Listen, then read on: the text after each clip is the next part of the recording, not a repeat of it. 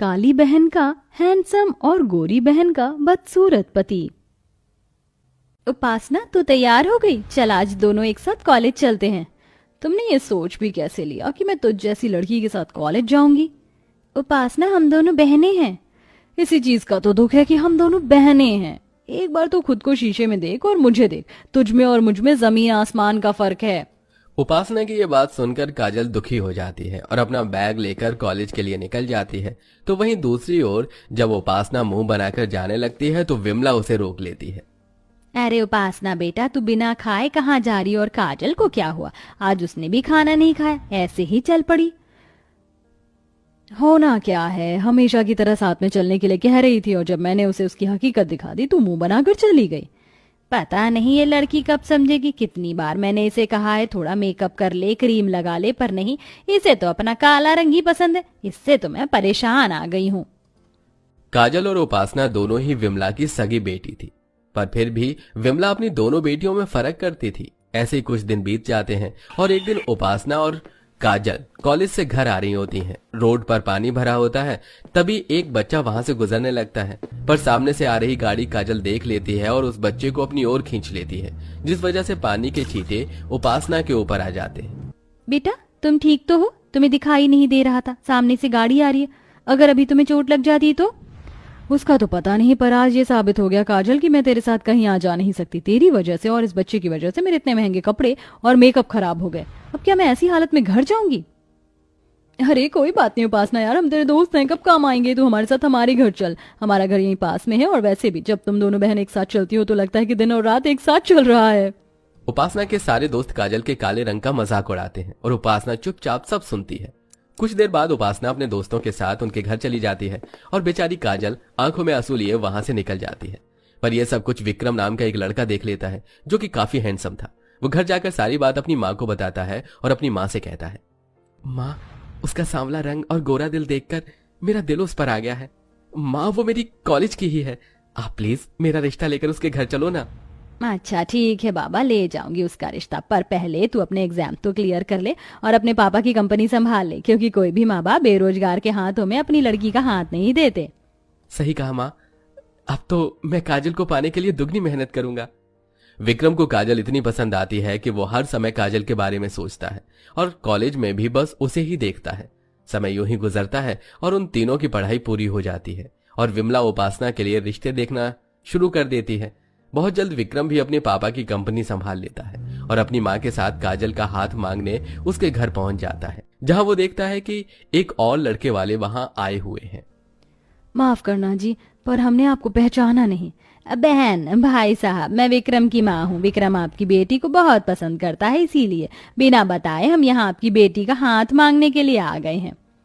माफ करना बहन, पर मैंने अपनी उपासना का रिश्ता पहले ही सुनील बेटे से तय कर दिया है।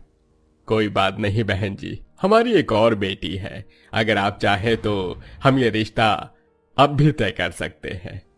भाई साहब, आपको शायद कोई गलतफहमी हो रही है। हम यहाँ उपासना के लिए नहीं बल्कि काजल का हाथ मांगने के लिए ही आए हैं। क्या, काजल का?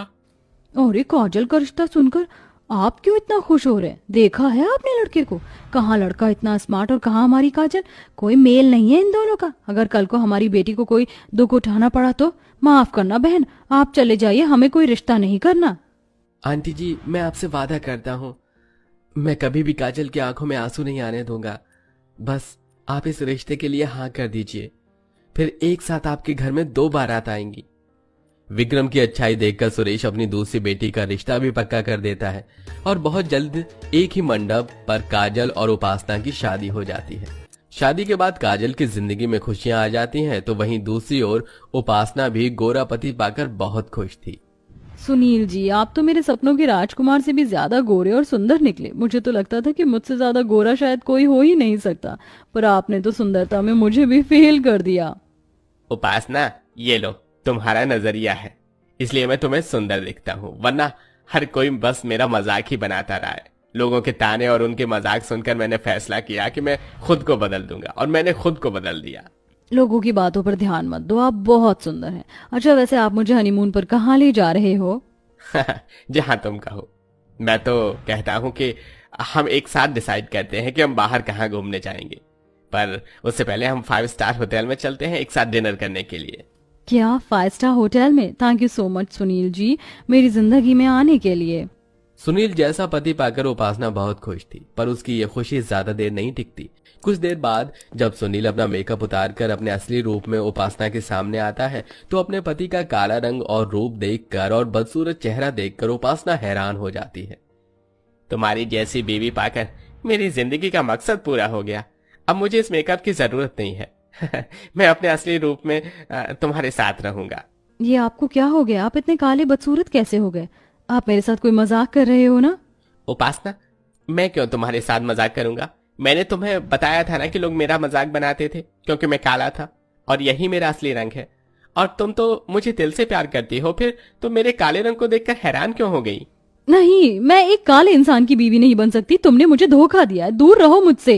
सुनील का असली रूप देखकर उपासना की अपनी आंखों पर विश्वास नहीं होता और न ही वो इस बात को मानने को तैयार होती है और अपनी माँ को फोन करती है। माँ, ये तुमने क्या किया? तुमने मेरी शादी एक काले कलूटे बदसूरत के साथ कर दी और उस काजल की शादी इतने हैंडसम लड़के के साथ, जबकि हैंडसम लड़का मुझे मिलना चाहिए था, पर मुझे वो काला बदसूरत पति मिल गया। उपासना, ये तू क्या कह रही है? अगर दामाद जी सुनेंगे तो उन्हें बुरा लगेगा। क्या खराबी उनके रंग रूप में? वो तुझसे भी ज्यादा गोरे और सुंदर हैं। माँ, मुझे भी अब तक यही लगा था जब तक उनका असली चेहरा नहीं देखा था, पर जब मेकअप उतार कर वो मेरे सामने आए तो उनका काला रंग देखकर मेरे होश उड़ गए। आपने मेरी शादी गलत लड़के से करवा दी। मैं अपने काले बदसूरत पति के साथ चलूंगी तो क्या कहेंगे लोग? गोरी को काला और काली को गोरा पति मिल गया। नहीं माँ, मैं ऐसे आदमी के साथ नहीं रह पाऊंगी। मैं आ रही हूँ आपके पास। जहां उपासना अपने काले बदसूरत पति से परेशान थी तो वहीं दूसरी ओर काजल की जिंदगी का सारा दुख धीरे धीरे खत्म होने लगता है। काजल, हम सिंगापुर जा रहे हैं घूमने के लिए। क्या? सिंगापुर? नहीं नहीं, मुझे नहीं जाना। अगर मैं आपके साथ चलूंगी तो लोग मेरे साथ साथ आपका भी मजाक बनाएंगे। तो बनाने दो, मुझे फर्क नहीं पड़ता और तुम्हें भी फर्क नहीं पड़ना चाहिए, समझी? तुम अब चलो, पैकिंग कर लो, कल ही निकल रहे हैं हम।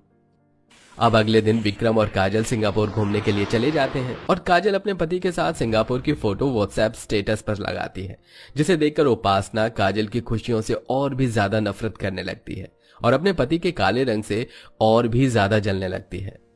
काश कि मेरी शादी विक्रम से होती। मैं इस काले सुनील को डिजर्व नहीं करती और ना ही विक्रम उस काजल को, पर फिर भी लंगूर के हाथ में अंगूर और मुझ जैसी सुंदर सी लड़की को ऐसा बदसूरत पति मिल गया। काजल का स्टेटस देखकर उपासना को बहुत गुस्सा आता है और वो गुस्से में अपना फोन तोड़ देती है। फोन टूटने की आवाज सुनकर सुनील वहां आता है। क्या हुआ उपासना, तुम अभी भी मुझसे नाराज हो? मुझे माफ कर दो, मैंने तुम्हें अपने काले रंग के बारे में नहीं बताया। दूर हो जाओ मेरी नजरों से। मुझे काले लोगों से सख्त नफरत है और अब मैं तुम्हारे साथ इस घर में एक पल नहीं रह सकती। उपासना, तुम ये क्या कह रही हो? माना कि मैं काला हूं, पर मैं तुमसे सच्चा प्यार करता हूं। तुम्हारे लिए मैं सब कुछ कर सकता हूं। तुम सिर्फ एक रंग के लिए मेरे साथ ऐसा नहीं कर सकती। सुनील उपासना को काफी रोकने की कोशिश करता है, पर उपासना नहीं रुकती और अपनी माँ के पास चली जाती है। तो वहीं दूसरी ओर शादी के बाद काजल को सारी खुशियां मिलती हैं, जिसके लिए वो तरसती थी। शादी के बाद काजल एक खुशहाल जिंदगी जीती है और उपासना सारी जिंदगी अपने मायके में रहती है।